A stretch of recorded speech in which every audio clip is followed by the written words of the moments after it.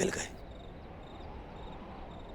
फिर से बच के निकल गए, फिर से बच के निकल गए। वो पांडव फिर से बच के निकल गए मामाश्री। दुर्योधन, लगता है इस समय भाग्य उनके साथ है।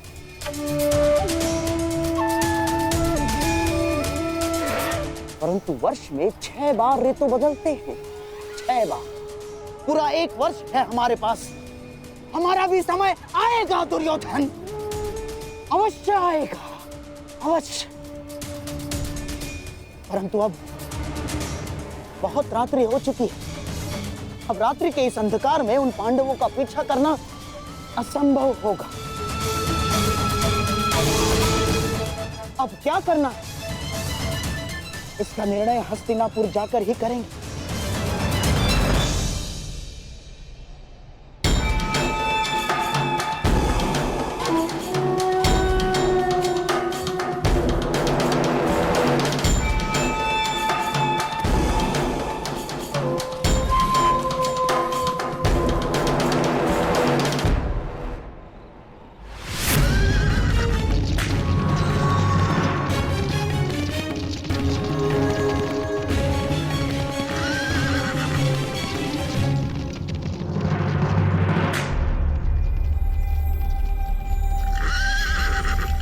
कहां खोए हो महारथी?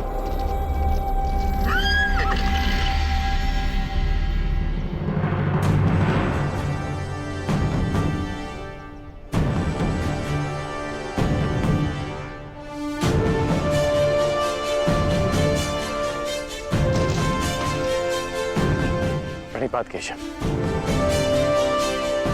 क्षमा कीजिएगा, मैंने आपको देखा नहीं।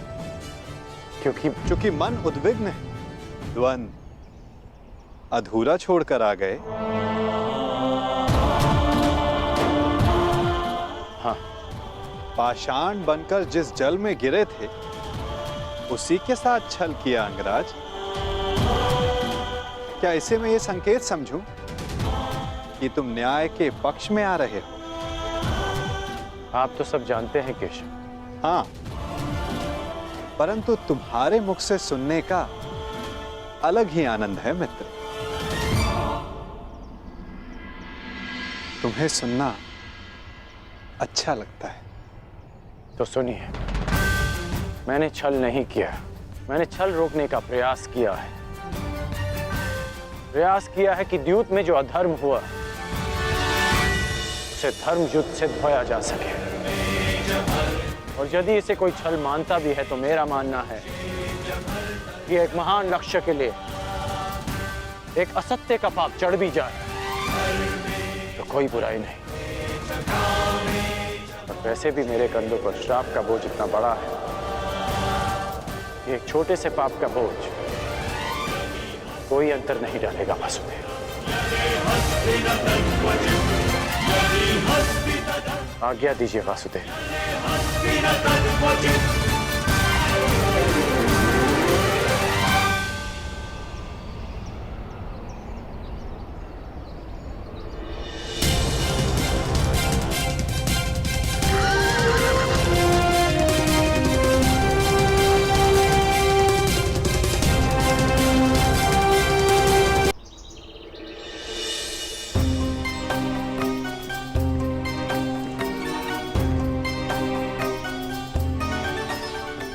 नहीं जाता। तनिक विश्राम कर ले आर्य पुत्र।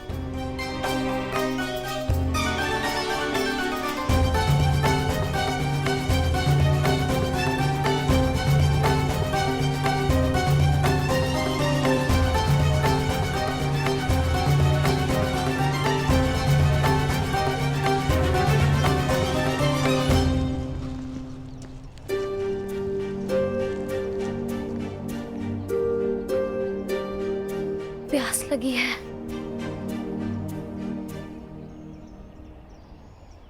यहाँ तो आसपास जल भी नहीं दिखता।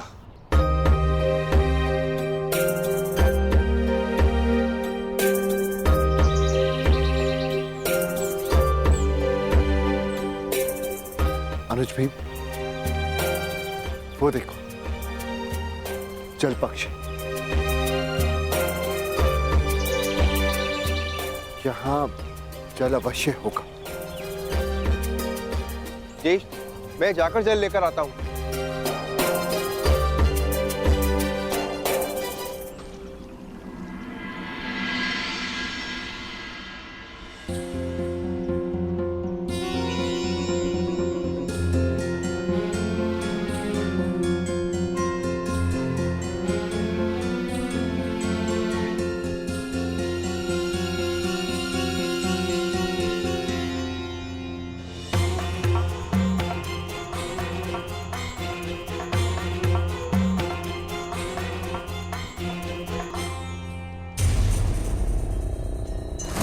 रुक जाओ।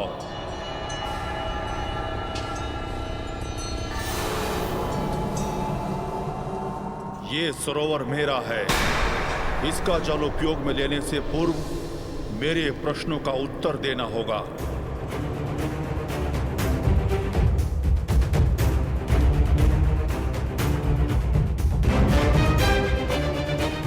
मैं नहीं जानता कि तुम कौन हो, परंतु तुम इतना जान लो, मैं पांडुपुत्र नकुल हूं, गुरुवंशज, महाबली भीम, धनुर्धारी अर्जुन का अनुज।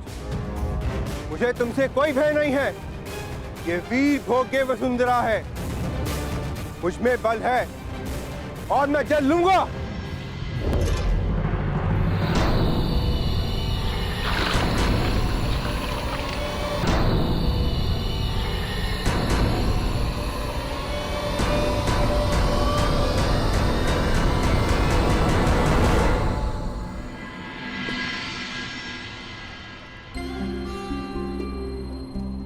प्रणिपात माताश्री।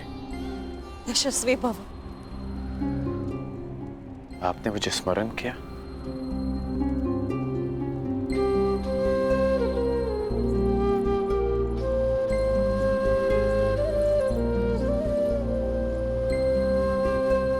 सुना मैंने।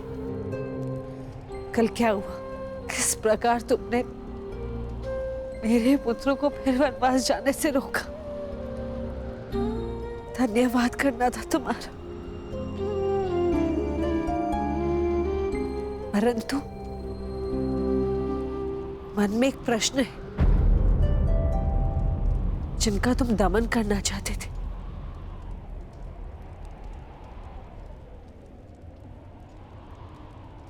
उन्हें क्यों छोड़ दिए? प्रतिज्ञा ली थी कि युद्ध में आपके पुत्रों को पराजित करूंगा, इसलिए जाने दिया। अर्थात वो युद्ध में अवश्य पराजित होंगे।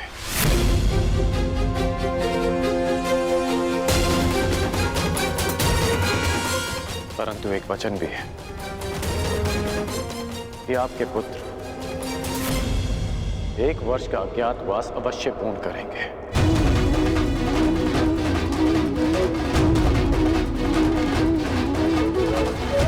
आज्ञा दीजिए माताश्री।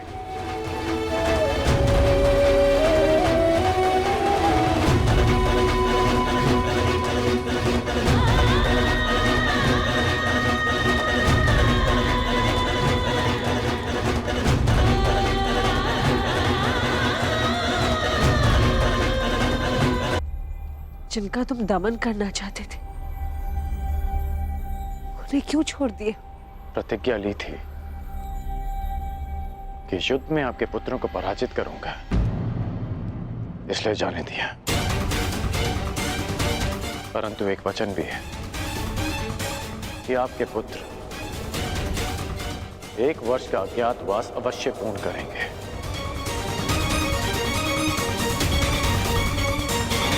आज्ञा दीजिए माताश्री।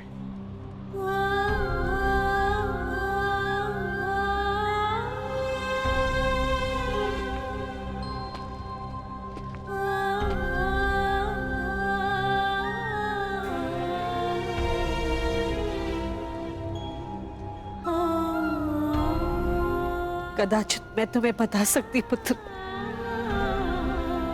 कि तुम सबसे ज्येष्ठ कौनते हो। हे भगवान, एक वरदान को क्यों मेरे लिए अभिशाप बना डाला तूने?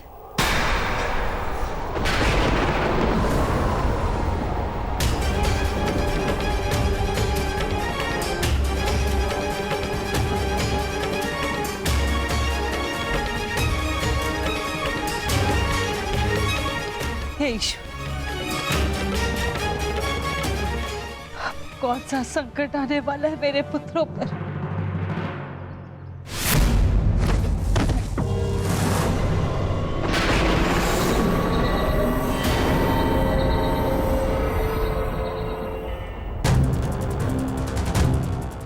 इतना विलंब हो गया है।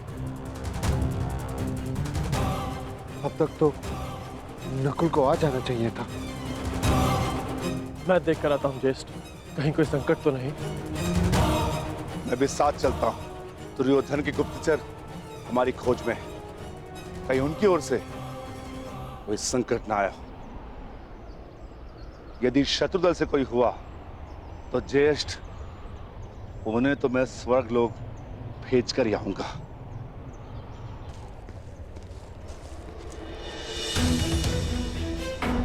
नकुल! नकुल!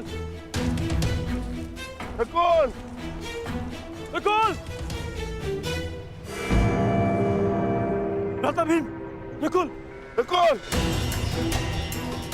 नकुल! नकुल, नकुल, नकुल, उठ जा। नकुल।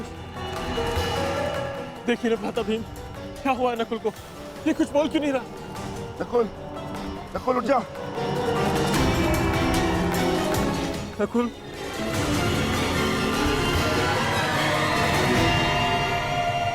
कौन छिपाए यहाँ? किसने मेरे अनुज नकुल पर प्रहार करने का साहस किया है? मैं भी उसे ललकारता हूँ। मैं कहता हूँ सामने आ। आज तुम्हारा नाश तो निश्चित है। नकुल,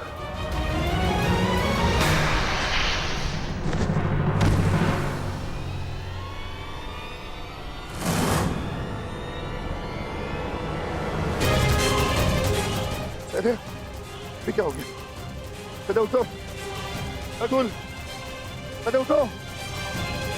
कदे।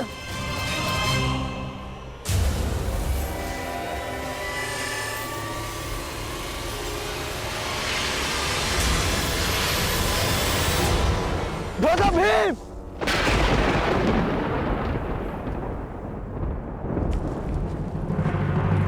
भ्राता भीम! भ्राता भीम! सहदेव! सहदेव! नकुल! नकुल!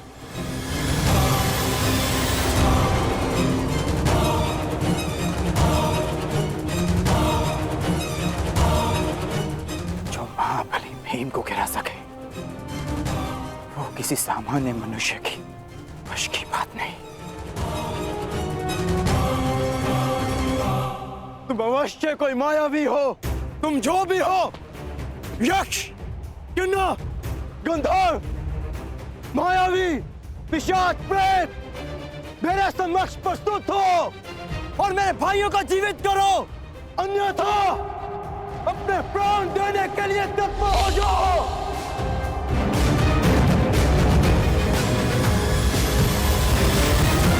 मैं धनुर्धारी अर्जुन तुम्हें ललकारता हूं।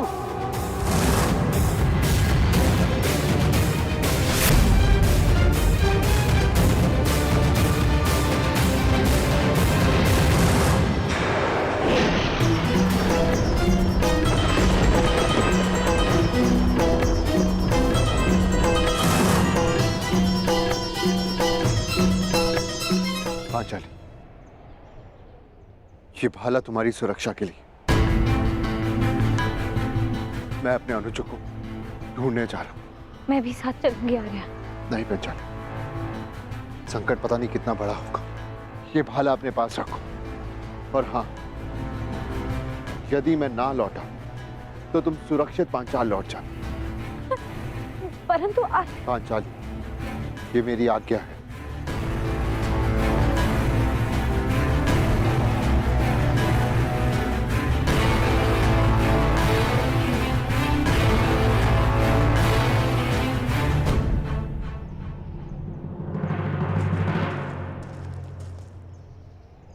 नकुल!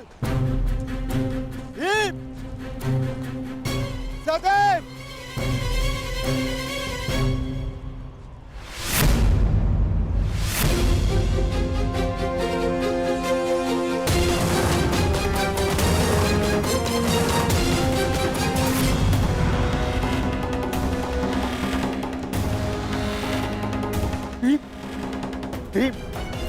उठो भीम। सहदेव, सहदेव, नकुल, आंखें खोलो। अर्जुन, अर्जुन अपनी आंखें खोलो। अर्जुन, उठो मेरे अनुजो, उठो, उठो अनुजो, उठो।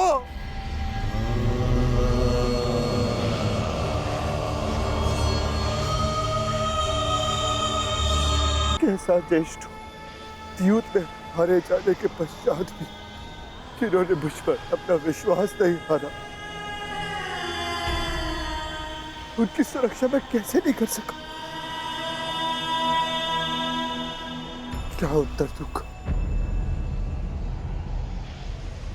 क्या उत्तर दूंगा मैं माता कुंती को? क्या उत्तर दूंगा मैं पांचाली को? क्या उत्तर दूंगा मैं उन्हें?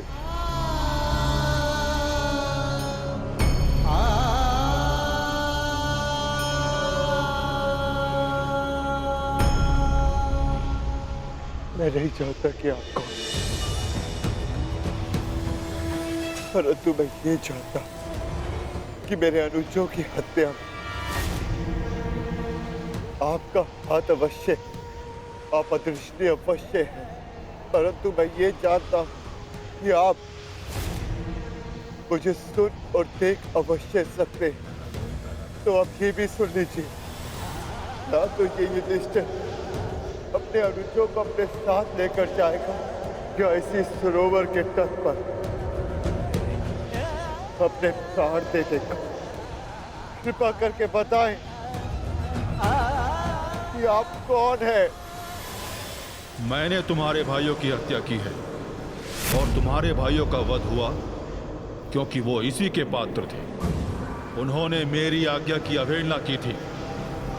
मेरे प्रश्नों का उत्तर दिए बिना मेरे सरोवर का जल लिया और युद्ध करने को प्रस्तुत हुए।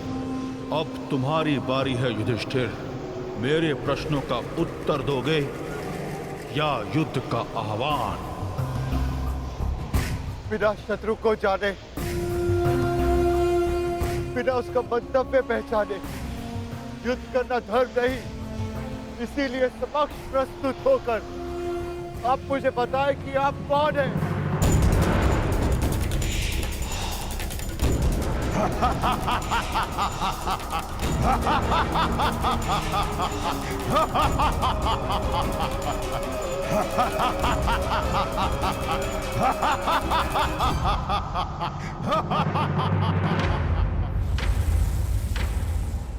मैं यक्ष नायक हूं और ये सरोवर मेरा है।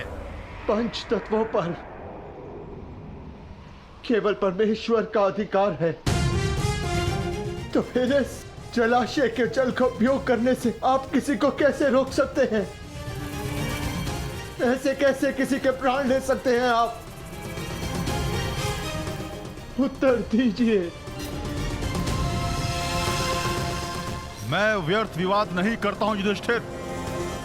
धर्मराज हो, इतना तो समझते हो ना कि बिना किसी की अनुमति लिए किसी की वस्तु का प्रयोग करना चोरी है और मैंने चोरों को दंड दिया है। परंतु तुमने यहां आकर ना मेरी संपत्ति पर दृष्टि डाली और ना मुझे युद्ध के लिए ललकारा। अभी तो तुमने मेरा आह्वान किया, इसलिए मैं तुम्हें एक अवसर देता हूं। मुझे मेरे प्रश्नों का उत्तर दो और मैं तुम्हारे एक भाई को जीवित कर दूंगा। बोलो, स्वीकार है?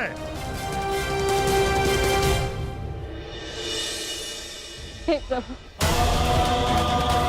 मैं नहीं जानती है कैसी लीला है, परंतु इस मां की परीक्षा मत लो।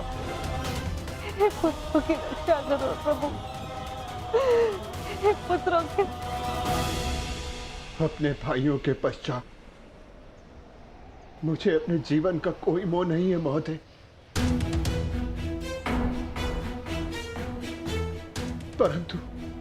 परंतु मेरा एक भाई जीवित हुआ तो मुझे संतोष होगा। तो ठीक है, मेरा पहला प्रश्न, मनुष्य का सबसे बड़ा धर्म क्या है? मनुष्य का सबसे बड़ा धर्म अपना लक्ष्य पूरा करना है। और उसका लक्ष्य क्या है? अपना कर्तव्य पूरा करना। मनुष्य में कितने वर्ण हैं? और प्रत्येक वर्ण का कर्तव्य क्या है? मनुष्य में 4 वर्ण हैं, ब्राह्मण, क्षत्रिय, वैश्य, शूद्र। ब्राह्मणों का कर्तव्य है केवल वेद पाठ करना ही नहीं, बल्कि धर्म को जनमानव में बसाना भी है। क्षत्रिय का कर्तव्य पराक्रम से धर्म की रक्षा करना है। वैश्य का कर्तव्य आर्थिक उन्नति करना है और शूद्र का कर्तव्य सेवा करना। परंतु इन चारों कर्तव्यों से बड़ा भी एक कर्तव्य है, वो है प्रत्येक मनुष्य का हित करना। क्षत्रिय हो, वैश्य हो या शूद्र हो, यदि वो जनहित नहीं कर सकता तो वो मनुष्य नहीं है। उत्तम युधिष्ठिर,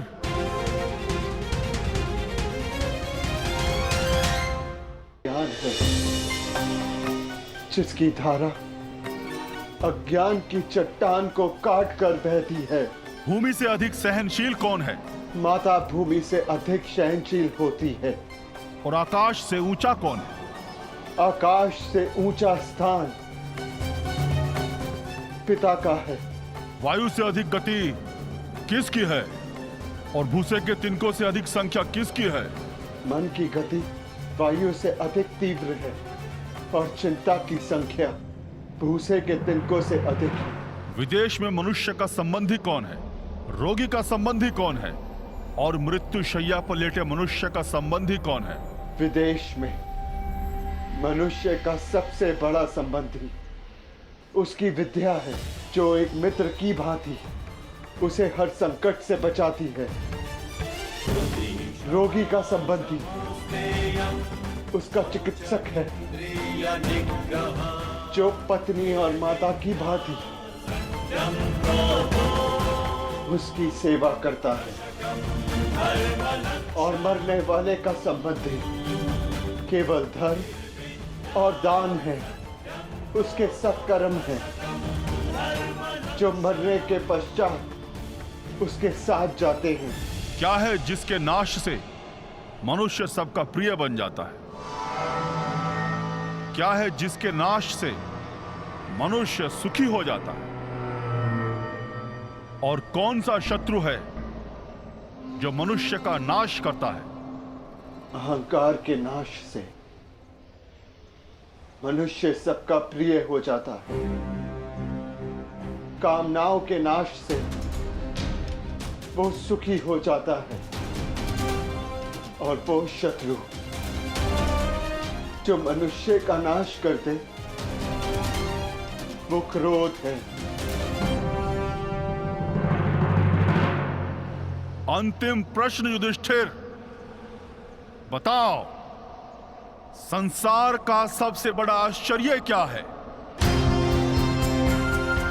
मनुष्य प्रतिदिन सहस्त्रों को जन्म लेते हुए देखता है, सैकड़ों को मरते हुए देखता है, जो जानता है कि उसे भी एक दिन मर जाना है, फिर भी सदा जीने की चाह रखता है।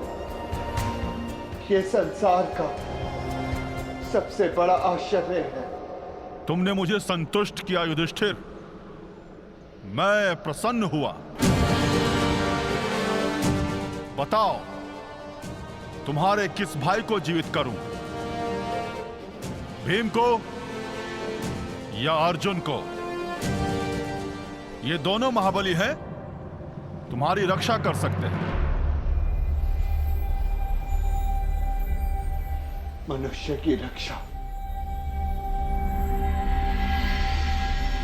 ना भीम से हो सकती है,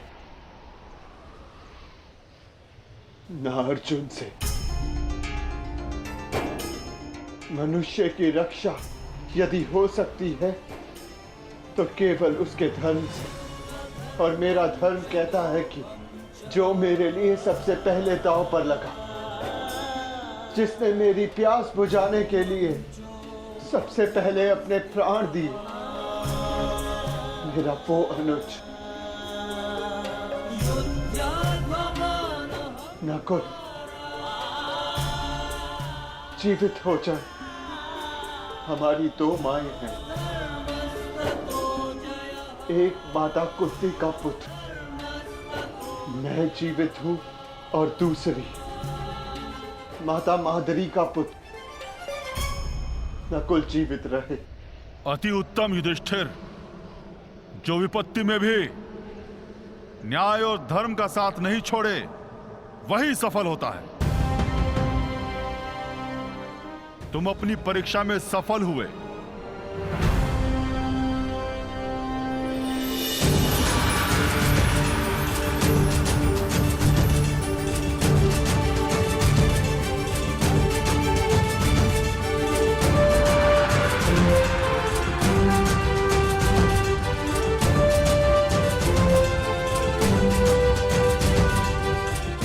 आज मैं पूरा संसार जीत के,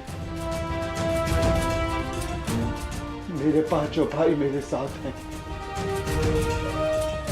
मुझे किसी की कामना नहीं।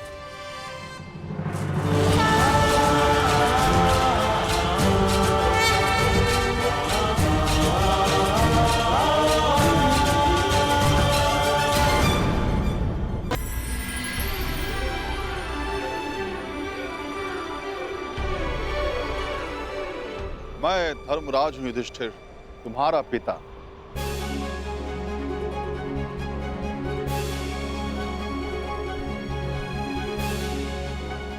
मैं तुम्हारी परीक्षा ले रहा था। मैं जानना चाहता था कि होने वाले महायुद्ध में क्या तुम न्याय कर पाओगे, और मुझे विश्वास हो गया कि तुम सदा न्याय और धर्म की स्थापना करोगे। विजय भाव पुत्र, विजय भाव।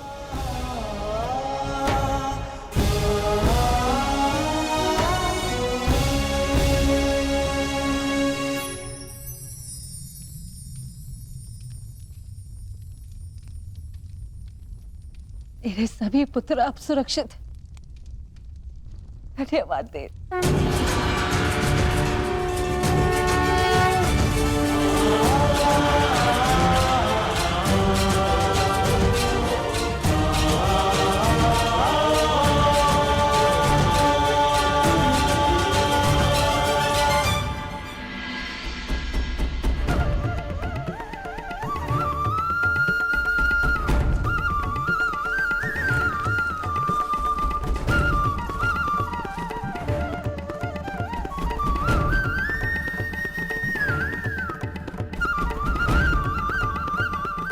प्रणिपात वासुदेव।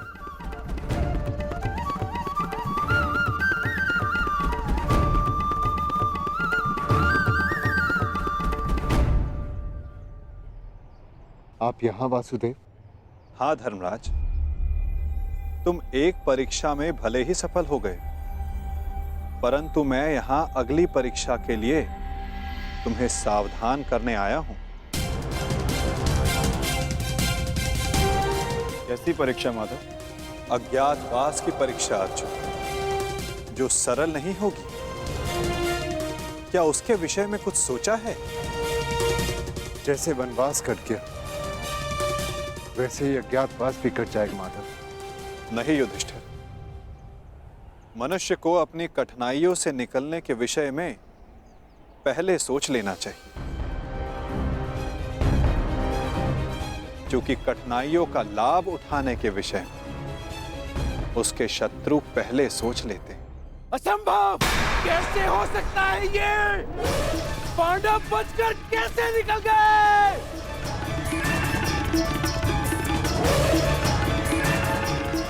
दिग्विजय प्राप्त कर ली, चारों दिशाएं जीत ली, परंतु हर बार पांडवों से क्यों हार जाते हो तुम?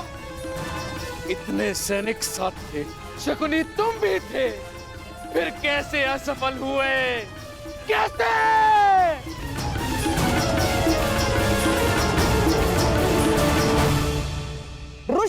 होइए महाराज, हम असफल नहीं हुए, क्योंकि पांडवों का अज्ञातवास भंग हो चुका है।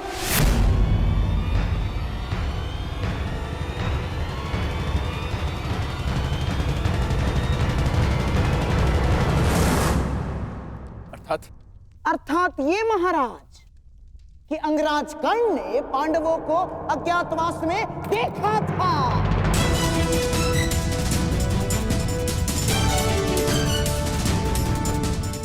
इसीलिए नीति अनुसार पांडवों का अज्ञातवास भंग हो चुका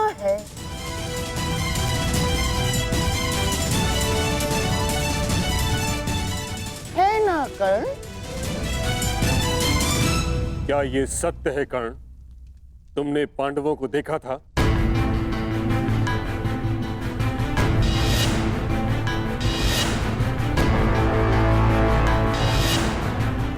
जानता हूं पुत्र, तुमने अवश्य पांडवों को देखा है, परंतु अब समय है कि उनके विरुद्ध एक और अधर्म को होने से रोका जा सके।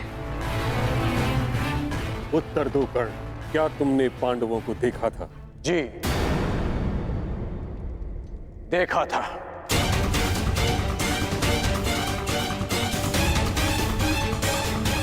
क्या तुम्हारी बात का सत्यापन करने के लिए कोई साक्ष्य है? नहीं। ऐसा क्यों? जब तक सैनिक वहां पहुंचे, पांडव वहां से जा चुके थे और मैंने गांधार राज और युवराज को बताया था कि पांडव मेरे समक्ष खड़े हैं, परंतु उन्होंने मेरी बात का विश्वास नहीं किया और दूसरी ओर चले गए। गांधार राज, अज्ञातवास के नियमों के अनुसार साक्ष्य को कुरुकुल के किसी सदस्य का समर्थन होना चाहिए। अंगराज के साक्ष्य होने पर किसका समर्थन है उन्हें?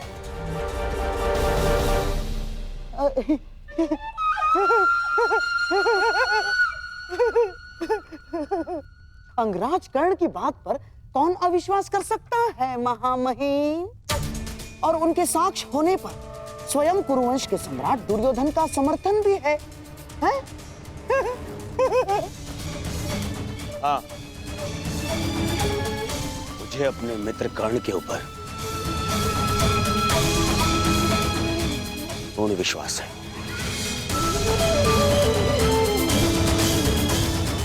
मैं समर्थन करता हूं कि कर्ण ने पांडवों को अज्ञातवास में देखा है। युवराज, यदि तुम्हें विश्वास था तो कर्ण की बात ना मानकर दूसरी ओर क्यों चले गए?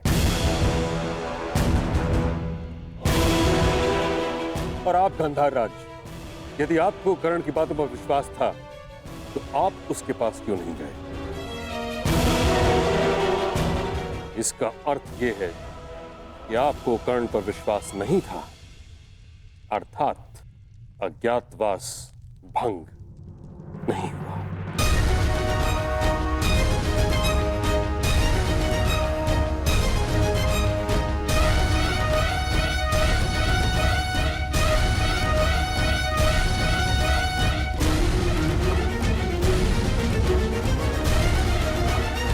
प्रश्न ये उठता है ताच्छरी कि अब किया क्या जाए? खोज। पांडवों की खोज के अतिरिक्त कोई मार्ग शेष नहीं, क्योंकि नियम अनुसार पांडवों का अज्ञातवास किसी विघ्न के बिना आरंभ हो चुका है। अज्ञातवास में जाने का समय हो गया है, परंतु तुम सबके शस्त्रों को देखकर कोई भी तुम्हें पहचान लेगा। भीम की गदा, अर्जुन का गांडीव और तुम सबके अस्त्रों और शस्त्रों को देखकर तुम्हें कोई भी पहचान सकता है।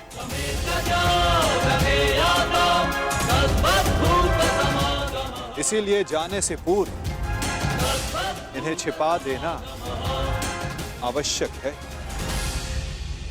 परंतु कहां माधव? यदि किसी ने यह शस्त्र ढूंढ लिए तो?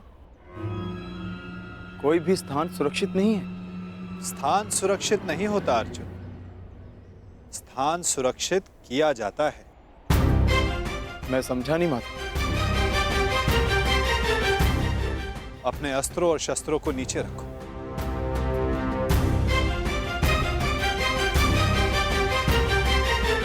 सखी, इस वृक्ष के पीछे श्वेत वस्त्र रखे हैं, उन्हें यहां लेकर आ जाओ। जी।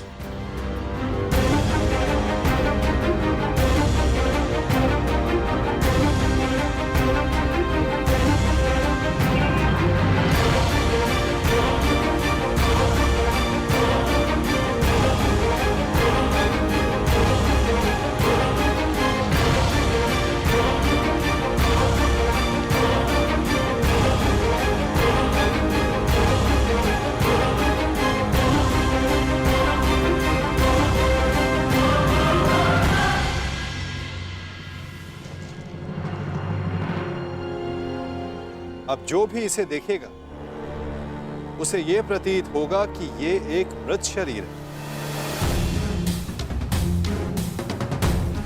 कुछ लोग भय के कारण तो कुछ लोग घृणा के कारण यहां नहीं आएंगे।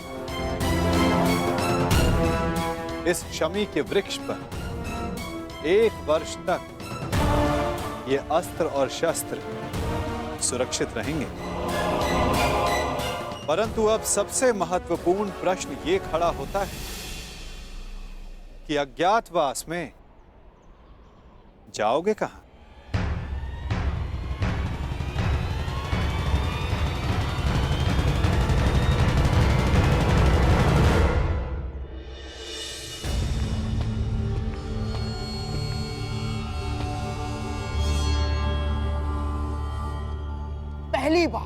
पहली बार किसी ने भरी सभा में शकुनी को मूर्ख सिद्ध किया है कर्ण, और इसका मूल्य तुम्हें चुकाना होगा। मैंने वन में भी सत्य कहा था और राज्यसभा में भी। मैं तुम्हें बस मामा जी,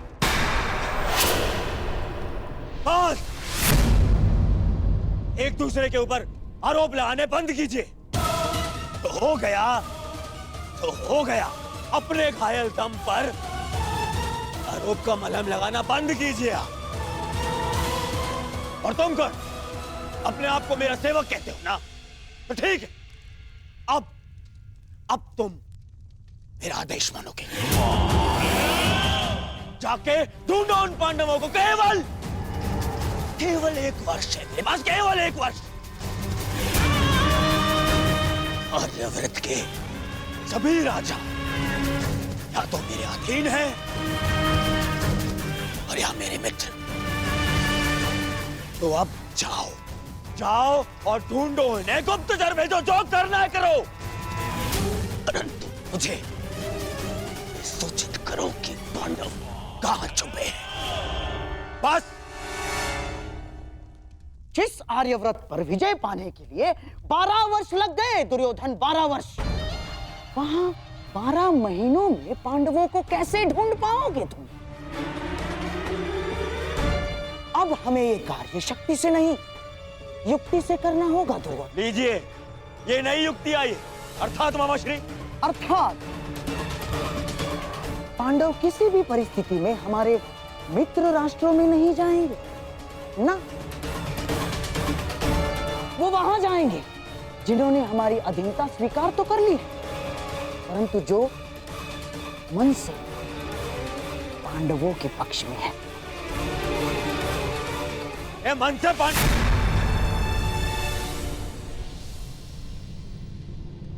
द्वारका।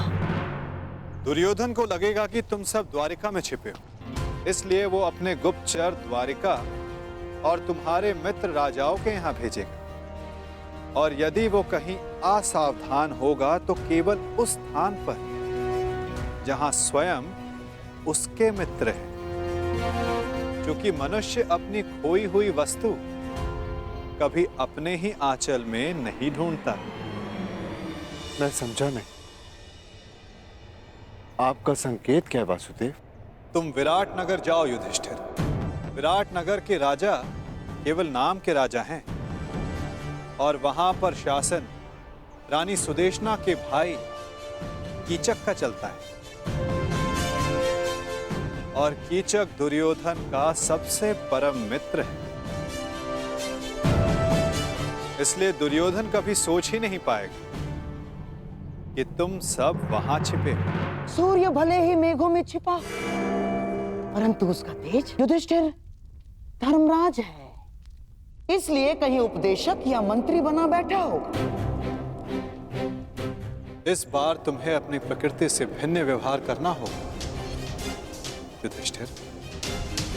तुम कंक के नाम से राजा विराट से मिलोगे और तुम वो कार्य करोगे जो तुम जीवन में कभी नहीं करना चाहते।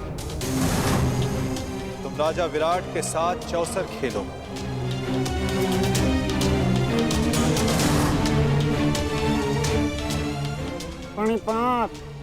प्रणिपात महाराज।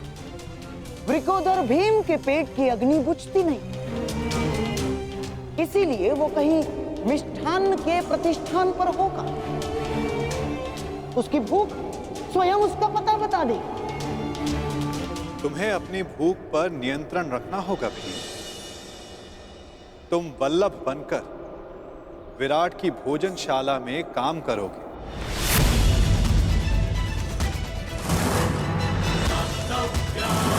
और अपनी भूख पर कड़ा नियंत्रण रखोगे।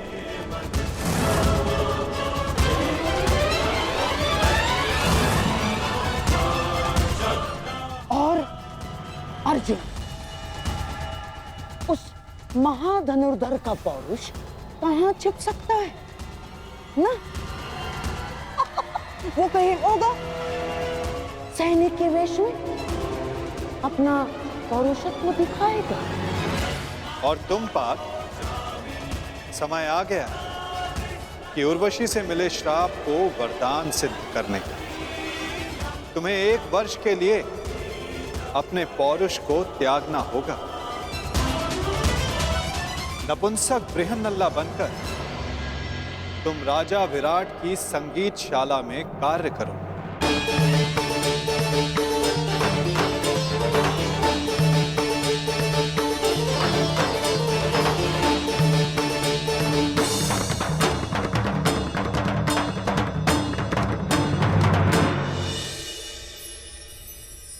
अति उत्तम बृहन्नला, क्या तुम हमारी पुत्री उत्तरा को संगीत और नृत्य की शिक्षा दोगी?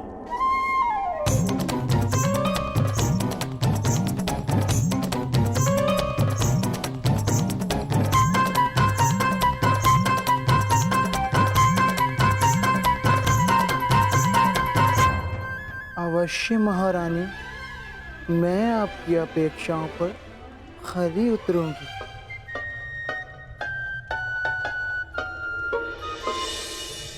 नकुल सहदेव बेचारे कोमल सुंदर, उनसे परिश्रम नहीं होगा ना? इसीलिए किसी राज्य में सभासद बनकर बैठे होंगे। नकुल, सहदेव, तुम ग्रंथिक बनकर और तुम तंतिपाल बनकर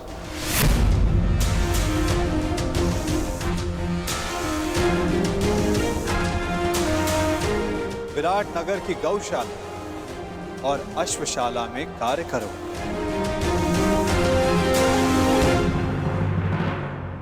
और सबसे अधिक वो पांचाली,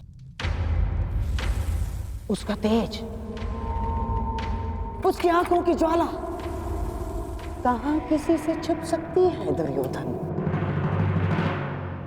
और तुम सखी, तुम्हें अपना दर्प छिपाने के लिए सबके समक्ष घूंघट में रहना होगा। दासी सैरंधरी बन, जिसके पति गंधर्व, तुम रानी सुदेशना की रूप सज्जा का कार्य संभालो।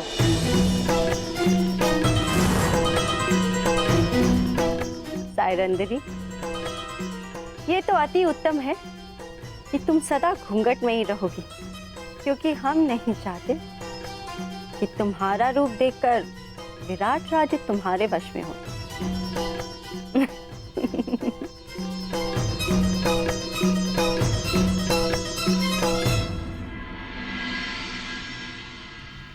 सिखाए मार्ग पर चलोगे तो पांडवों को ढूंढना कठिन कार्य नहीं होगा।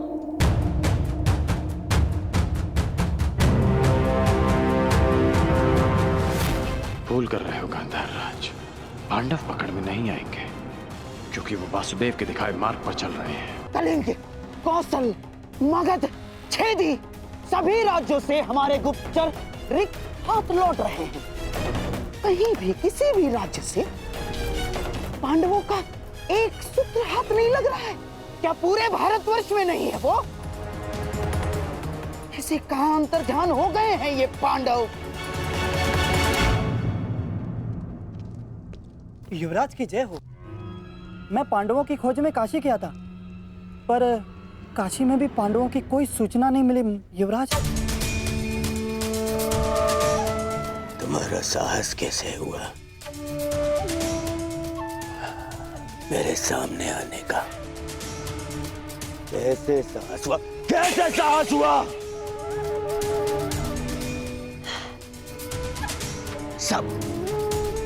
सब मेरी असफलता का संदेश देने क्यों चले आते हैं? क्यों? और तुम्हें तो मैं शिवराज, ये गुप्तचर है, केवल अपना कार्य पूर्ण कर रहा है। इससे मैं शांत हो जाइए शिवराज, शांत हो जाइए। अरे कैसे शांत हो जाऊं? 10 माह बीत चुके हैं, 10 माह बीत चुके हैं अज्ञातवास को। केवल 2 माह शेष हैं, 60 दिन। अब तक उन पांडवों की सूचना नहीं मिली तो आगे क्या मिलेगी? और तुम अब तक यहीं खड़े हो। इससे पहले कि मैं तुम्हारा वध कर दूं, चले जाओ यहां से, जाओ।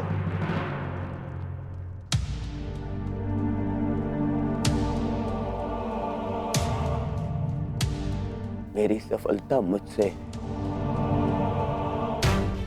दूर जा रही है।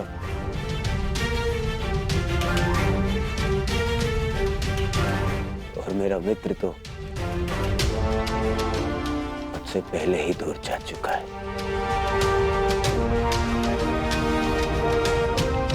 और सब कह रहे हैं कि शांत रहो, शांत हो जाओ, शांत हो जाओ। शांत होने की आवश्यकता है। कैसे?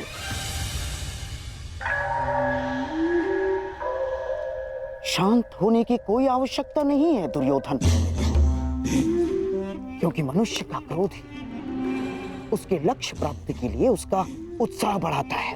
परंतु हाँ, क्रोध ही 2-धारी तलवार है दुर्योधन। नियंत्रण में रहे तो शत्रु का नाश कर सकती है, और यदि अनियंत्रित हो तो स्वयं को घायल कर सकती है।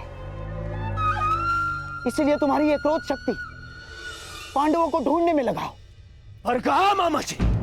कहां ढूंढे उन पांडवों को? हर ग्राम, हर नगर ढूंढ लिया। जहां संभावना थी वो हर राज्य ढूंढ लिया, परंतु वो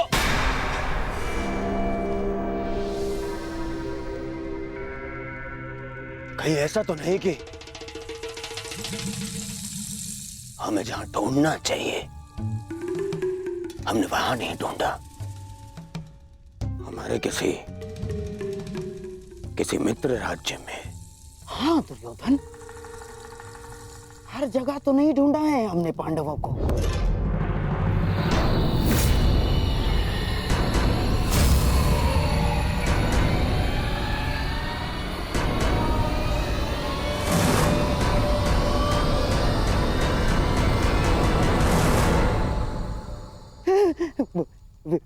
विराट,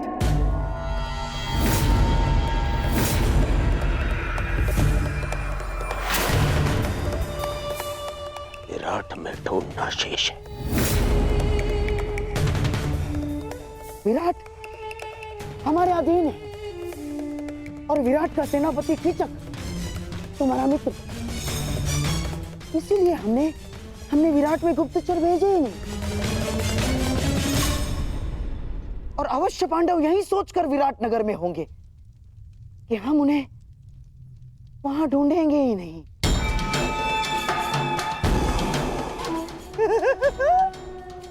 परंतु अब पांडव बचेंगे ही नहीं दुर्योधन।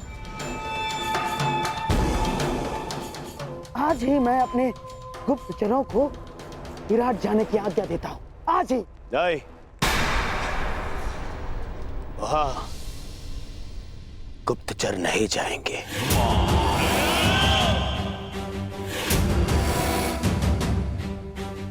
वहां हम स्वयं जाएंगे और फिर पितामह को बोलने का अवसर भी नहीं मिलेगा, क्योंकि इस बार उन पांडवों का अज्ञातवास टूटने का साक्षी मैं स्वयं रहूंगा।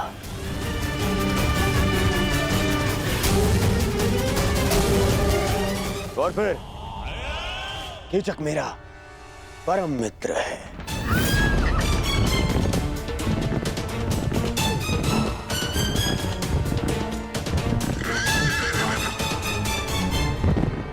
वो अवश्य मेरी सहायता करेगा।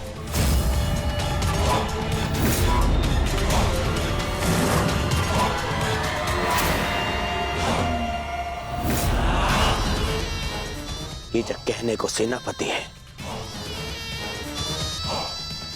परंतु वास्तविकता में विराट का पूरा नियंत्रण उसी के हाथ में।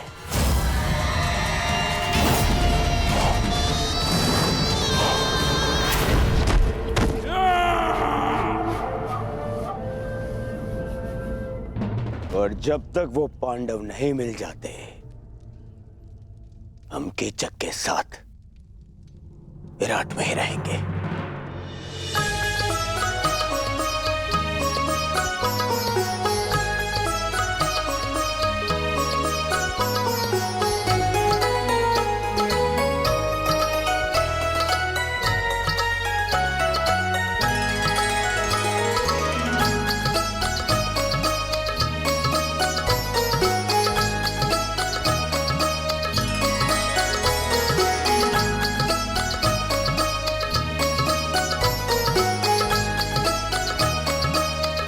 नृत्य का अभ्यास हो रहा है भांजी उत्तरा।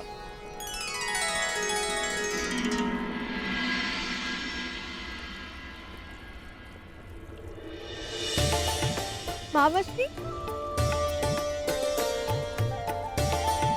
आप मेरे लिए उपहार लाए? अवश्य। अपनी प्रिय भांजी के लिए भला उपहार लाना मैं कैसे भूल सकता हूं।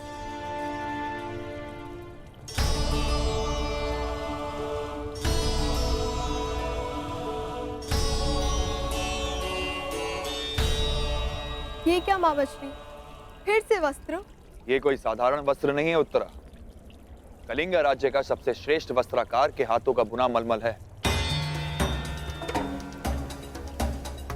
जब आपको मेरे मनचाहे वस्त्र लाने ही नहीं होते हैं, तो आप पूछते ही क्यों है कि क्या मंगाना है? आप भूल गए मैंने आपसे घुंघरू मंगवाए थे। मेरी प्रिय भांजी उत्तरा, शीघ्र ही तुम्हें किसी बड़े राज्य की महारानी बनना है। फिर तुम्हारे एक संकेत पे सैकड़ों नर्तकियां अपना कौशल दिखाएंगी। तुम्हें साधारण घुंघरुओं की क्या आवश्यकता है? होने वाली महारानी हो, अपने वस्त्र आभूषण पर ध्यान देना चाहिए। इस नृत्य और वादन में क्या रखा है, इसका कोई लाभ नहीं। क्षमा चाहती हूँ सेनापति महोदय, परंतु संगीत साधना शस्त्र साधना से कम नहीं होती। वस्त्र आभूषण शरीर सजाते हैं, परंतु संगीत मन को संतोष का आभूषण देता है। शस्त्रों से किसी राज्य को तो जीता जा सकता है, परंतु संगीत मन को जीतने का माध्यम है। यदि तुम उत्तरा की शिक्षिका ना होती ब्रनला, तो मेरे समक्ष मुख खोलने का दंड मृत्यु होता। तुम्हें किन्नर हो, तुम्हें क्या भान की राजस्त्रियों का आचरण क्या होना चाहिए और राजपुरुषों का पौरुष क्या मांग रखता है? तुम तो ना पूर्ण पुरुष हो ना पूर्ण स्त्री। जाओ अपनी वीणा संभालो।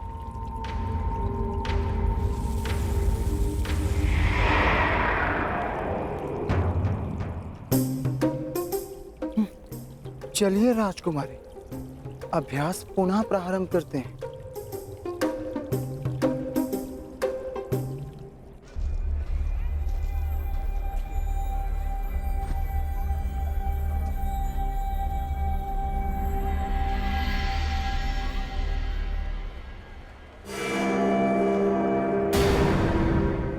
दुर्योधन, कहीं से हमारे यहाँ होने का आभान तो नहीं हो गया? और भैया सुना, हस्तिनापुर के युवराज दुर्योधन आए हैं। हाँ, सेनापति कीचक के अभिन्न मित्र हैं और अब तो वे दिग्विजय भी कर चुके हैं। स्वागत है युवराज। आशा है कि पांडव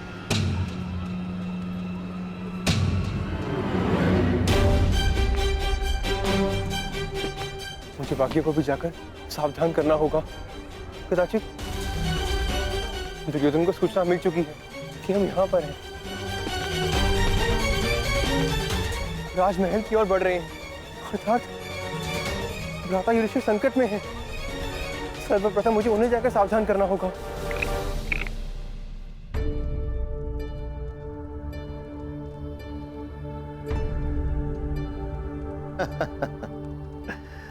वाह कंक, तुमने तो हमें फिर से हरा दिया।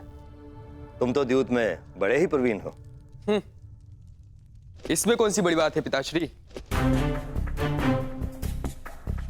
द्यूत तो भाग्य का खेल है। नहीं पुत्र उत्तर, कंक केवल द्यूत ही नहीं जानते, कभी इनके साथ समय व्यतीत करोगे तो स्वयं जानोगे। इन्हें नीति और दर्शन का बहुत गहरा ज्ञान है। कंक, कभी कभी राजकुमार उत्तर को भी तनिक ज्ञान दिया करो।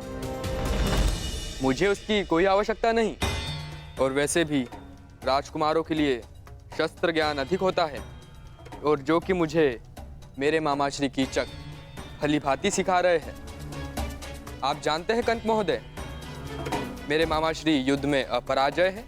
उनकी तुलना महाबली भीष्म, बलराम और महाबलशाली भीम से की जाती है। देखना, मैं भी एक दिन उन्हीं की तरह बलशाली बनूंगा। नहीं राजकुमार उत्तर, एक महान राजा बनने के लिए बल से अधिक नीति और न्याय का ज्ञान होना अति आवश्यक है। प्रजा को कैसे सुखी रखना है, ऐसी भावना अधिक आवश्यक है। परंतु पिताश्री, बिना बल के प्रजा की रक्षा कैसे की जा सकती है? प्रणिपात महाराज, कुमार के धनुर्अभ्यास का समय हो गया है।